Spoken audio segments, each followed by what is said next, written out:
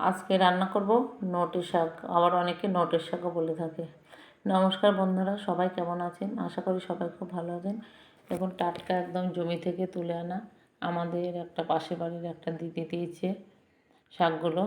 আর এই শাকের অনেক দাম, 20 টাকা 30 টাকা কেজি দিয়ে শাকগুলোকে খুব ভালো করে বেছে ধুয়ে তারপরে এইভাবে কুচিয়ে নিয়েছি।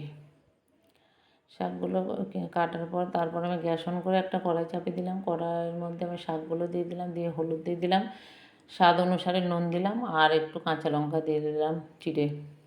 শাকগুলোকে এবার ঢেকে আমি 5 থেকে 7 মিনিট রান্না করে নিয়েছি ঢেকে ঢেকে।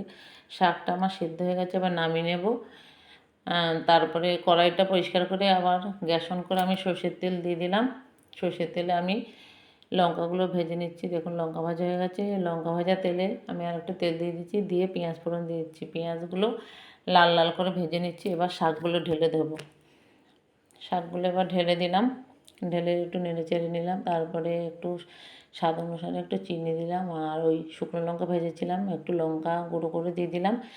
এবার 5 মিনিটের মতো আমি রান্না করে নেব। দেখুন, আমার রান্নাটা হয়ে গেছে। আপনারা এইভাবে একবার রান্না করে দেখবেন, আশা করি খুব ভালো লাগবে। আর নোটের শাক কে কে খেয়েছেন বা খাননি কমেন্ট করে জানাবেন। ভালো লাগলে একটা লাইক করবেন, কমেন্ট করবেন এবং শেয়ার করে দেবেন। সবাই ভালো থাকবেন, সুস্থ থাকবেন। সবাইকে আমার ভিডিও দেখার জন্য অনেক অনেক ধন্যবাদ। আবার আপনাদের সঙ্গে দেখা হবে পরের কোনো ভিডিও নিয়ে।